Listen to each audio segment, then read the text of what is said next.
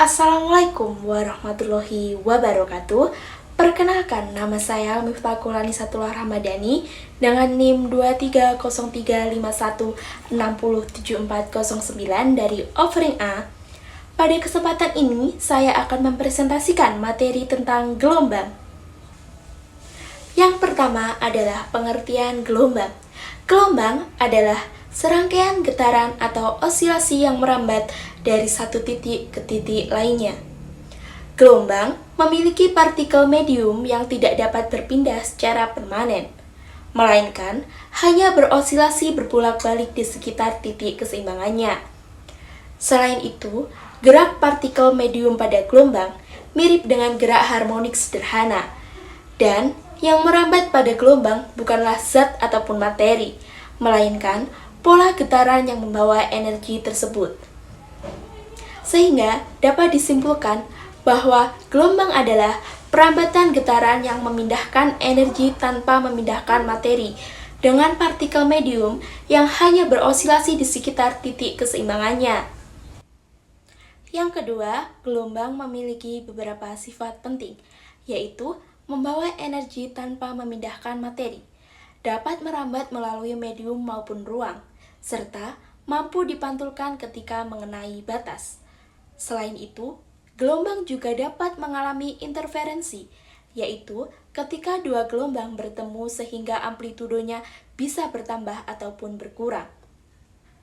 Gelombang juga dapat mengalami resonansi, yaitu peningkatan amplitudo saat frekuensinya sama dengan frekuensi alami suatu sistem. Terakhir, terdapat sifat pelayangan atau difraksi, yaitu gelombang berbelok ketika melewati celah atau penghalang. Contohnya bisa dilihat pada gambar di sebelah kanan ini ya. Yang ketiga, ada jenis arah medium perambatan gelombang. Pertama, ada gelombang mekanik. Adalah gelombang yang memerlukan medium untuk merambat, karena getaran atau gangguannya terjadi sebagai osilasi medium di sekitar titik keseimbangannya. Energi gelombang dipindahkan melalui interaksi antar partikel medium, tetapi medium itu sendiri tidak ikut berpindah bersama gelombang. Kedua, ada gelombang elektromagnetik. Adalah gelombang perpaduan antara medan listrik dan medan magnet yang berisolasi tegak lurus satu sama lain, serta tegak lurus terhadap arah rambat gelombang. Gelombang ini tidak memerlukan medium, karena gangguannya bukan berupa osilasi partikel medium, melainkan osilasi medan listrik dan magnet itu sendiri. Yang ketiga, ada jenis arah medium perambatan gelombang. Pertama, ada gelombang mekanik. Adalah gelombang yang memerlukan medium untuk merambat, karena getaran atau gangguannya terjadi sebagai osilasi medium di sekitar titik keseimbangannya. Energi gelombang dipindahkan melalui interaksi antar partikel medium, tetapi medium itu sendiri tidak ikut berpindah bersama gelombang. Kedua, ada gelombang elektromagnetik. Adalah gelombang perpaduan antara medan listrik dan medan magnet yang berisolasi tegak lurus satu sama lain, serta tegak lurus terhadap arah rambat gelombang. Gelombang ini tidak memerlukan medium, karena gangguannya bukan berupa osilasi partikel medium, melainkan osilasi medan listrik dan magnet itu sendiri. Arah rambat gelombang. Pertama, gelombang transversal adalah gelombang di mana partikel medium bergetar tegak lurus terhadap arah rambat gelombang. Partikel mengalami simpangan naik dan turun, sementara gelombang merambat ke samping. Ciri khas gelombang ini adalah adanya puncak dan lembah. Nah, untuk bentuk gelombangnya bisa kalian lihat di bawah ini ya teman-teman. Kedua, ada gelombang longitudinal. Adalah gelombang di mana partikel medium bergetar sejajar dengan arah rambat gelombang. Partikelnya bergerak maju mundur sepanjang arah rambat gelombang. Nah, ciri khasnya itu adanya rapatan dan renggangan. Untuk contoh gelombangnya bisa kalian lihat di bawah ini ya teman-teman. Selanjutnya ada jenis arah getarnya. Pertama, gelombang longitudinal, yang arah getarnya sejajar dengan arah rambat. Pada gambar tersebut menunjukkan gelombang longitudinal, menggunakan contoh pegas yang digetarkan. Disebut longitudinal karena arah getar sejajar dengan arah rambat. Pada gambar, terlihat jelas bahwa pegas digetarkan maju mundur, arah kiri dan kanan. Gelombangnya juga merambat ke arah yang sama. Terjadi rapatan dan renggangan. Bagian pegas yang saling mendekat disebut rapatan, sedangkan bagian yang renggang disebut renggangan. Pola rapatan dan renggangan inilah yang menandakan adanya gelombang longitudinal. Energi merambat melalui medium tanpa memindahkan partikel secara permanen. Partikel-partikel pegas hanya berosilasi maju mundur di sekitar posisi keseimbangannya, tetapi energi getarannya terus sepanjang pegas. Kedua, ada gelombang transversal, yang arah getarnya tegak lurus dengan arah rambat. Gambar kedua ini disebut gelombang transversal karena arah getarnya tegak lurus dengan arah rambat. Pada gambar, tangan menggetarkan tali ke atas dan ke bawah atau vertikal, sedangkan gelombangnya merambat ke arah kanan atau horizontal. Jadi, arah getar dan arah rambat saling tegak lurus, memiliki puncak dan lembah. Gelombang transversal ditandai dengan adanya puncak, bagian tertinggi, dan lembah di bagian terendah. Dapat diukur amplitudo dan panjang gelombangnya. Amplitudo adalah simpangan maksimum dari titik keseimbangannya. Panjang gelombang adalah jarak antara dua puncak berurutan atau dua lembah berurutan. Jadi, gambar ini disebut gelombang transversal karena getaran partikel bergerak naik turun, sedangkan energi gelombang merambat ke samping, sehingga arah keduanya tegak lurus.